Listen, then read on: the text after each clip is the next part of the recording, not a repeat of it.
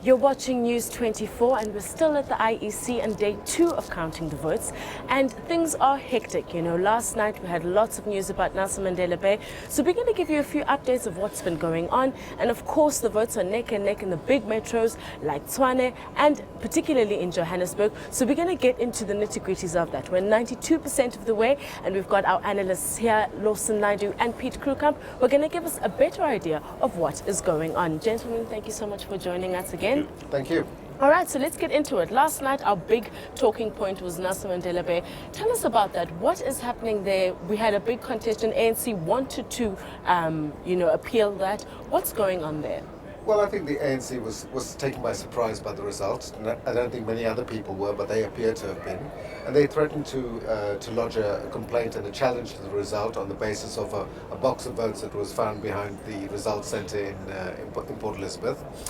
They have subsequently withdrawn that complaint, and so it seems very likely that the ANC will lose Nelson Mandela Bay. The DA will be the largest party, and so the next thing to guess is how the coalition talks will progress and how that coalition will be constructed.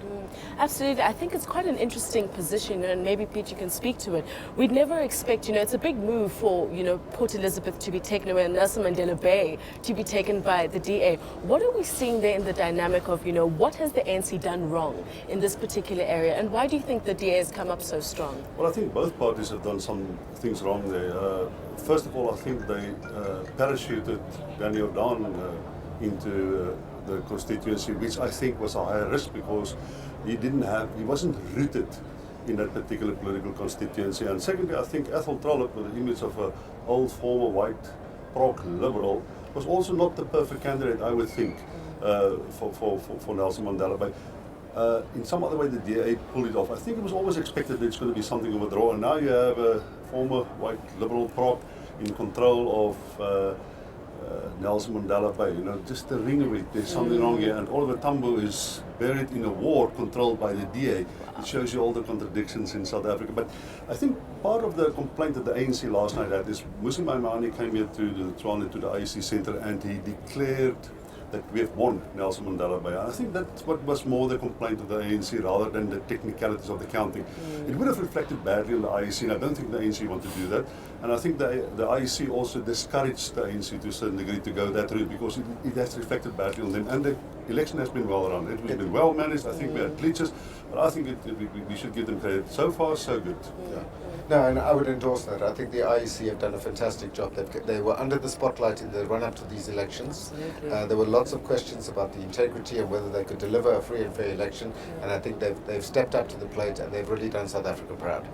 So, obviously now coalitions are a big talking point, and of course we'll get to that later. Let's talk a little bit about Tshwane and also Johannesburg, particularly neck and neck in that situation.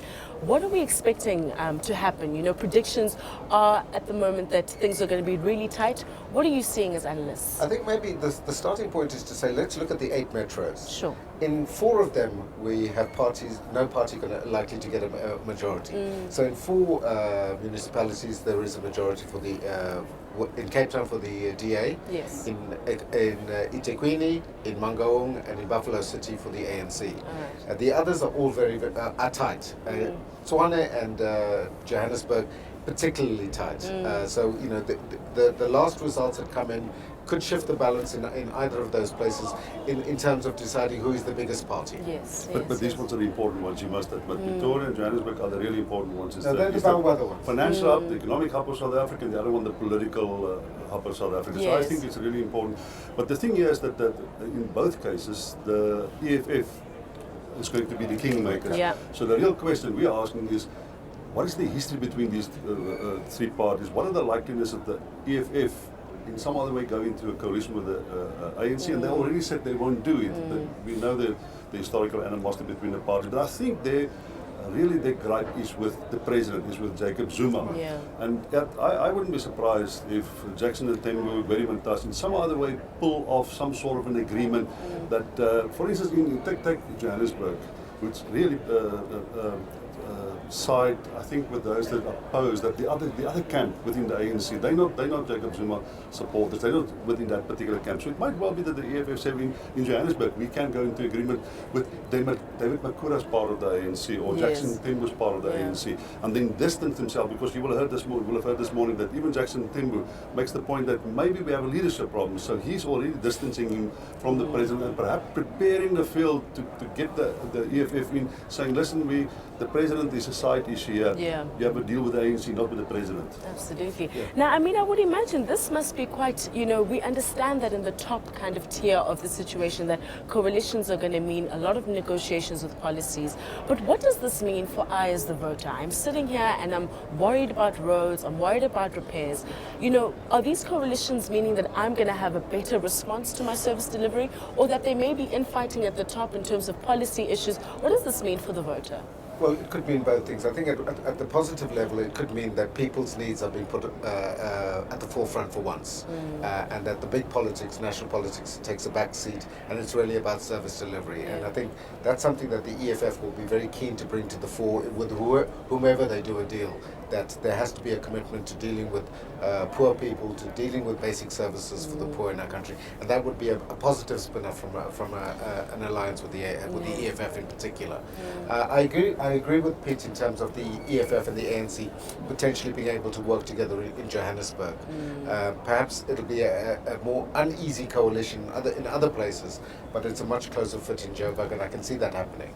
The good thing about coalitions is that it forces political parties, who may be deeply divided between them, it forces them to cooperate and to moderate their claims, to moderate perhaps the extreme edges of the instinctive behavior in a political contest such as an election. So it's a good thing, it gets parties to work together, but the other thing is it also includes people from different communities, different constituencies, different narratives perhaps even, within the process of governance. So it's all good. Actually, coalitions are very, very good for democracy. It's a sign of a maturing democracy if political parties who contested each other in the election find somewhere middle ground between them to now cooperate in governing the province. And the other thing is, we also know that good governance becomes more important as a binding mechanism, as a connective tissue between political parties if they have different ideologies, because you cannot rely on those ideologies to merge somewhere. So where do you go to, well, maybe we can manage the area well, we get the political credit, or we get some benefit out of it that serves both parties' interests. And ideology should not be playing such a great role at local government level. It's really about delivery of services, but ensuring that people are well taken care of, that the conditions for economic growth exist, and so on. So it should be easy to find each other on that basis. And I think that is a message I think that the voters have given to political parties here. And the fact that we have coalitions is a deliberate choice of the electorate. And the parties must respect that choice and must work in consort with the choice that the voters have made. But we probably can't ignore the fact that the difference between the EFF and the ANC in terms of ideology and policy is wide. The one is interventionist, the other one is perhaps more a social democratic type of dispensation that's pursued. So it's very, very different ideological identities that have to come together. And on a local government level, it's much more difficult. I can understand in the national legislature, for instance, or in the provincial legislature, but on the local level, where service delivery, as you say, is the primary focus of any form of local government, it's going to be extremely difficult, because you can just imagine that the EFF will insist on spending most of the budget in the poor areas. The DA will insist we have to find a balance somewhere. Absolutely. The ANC, no, perhaps we should invest more in the working class. Can you just see, just as far as spending is concerned, it's going to be a big one. Ideology will play a role. And the EFF's promises during the election about expropriation of land, about extending the levels of social welfare benefits and so on, are going to have to be tempered. Both from a legal perspective in terms of the capacity of local government to do some of those things that they say they want to do, as well as from a cost perspective in terms of local municipalities being able to afford the kinds of things that the EFF say they would like to do. You quite often hear that some people say, no, but land is not a local government issue. It is a local government issue. The real revolutionary capacity in South Africa, where the real violence can start, is about urban land.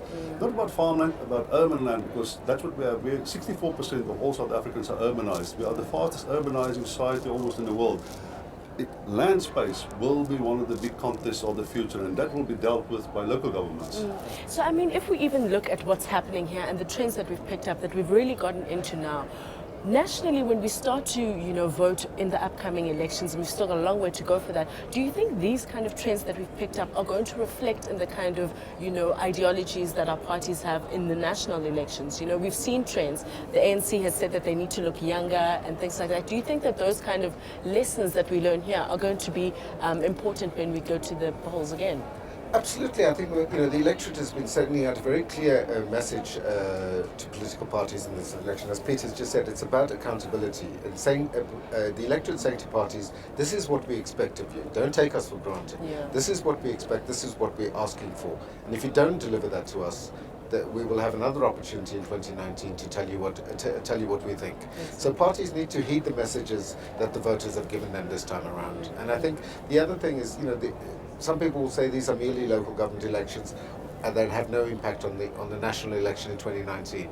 But if you look at the results in the last local elections in 2011, for the two big parties, for the ANC and the DA, they were almost mapped to the national elections. 63% for the ANC to 62%, 24% for the DA to 23%. Very close correlation. Yeah. So this is a portent of what might come. Exactly. But for the bigger parties, they have more resources, they're better organized. It's always, you will see, they will always, at least the DA always do a little bit better in local government elections, because then you require good and effective management. You need a bit of resources. Yeah. The fact that the EFF has done badly in this election has got something to do perhaps with their philosophy and their policy. That's part of the argument. The other thing is they are not well organized to manage a very complicated election such as a local government election. You need enormous resources, institutional memory, well-designed infrastructure. It's just very difficult to compete if you are a smaller party in a local government election. So I expect that it's quite possible that the EFF, their percentage might be closer to 12%, like they've argued before this election. But to actually make that stand in a local election requires resources and organization that they didn't have. All right. Well, as you know, the things are really heating up. It's a very complicated political landscape at the moment, but it's exciting at the same time. So if you want to find out more about what's going on, and of course we'll let you know when results change here on News 24, but let us know what you think in the comment section below.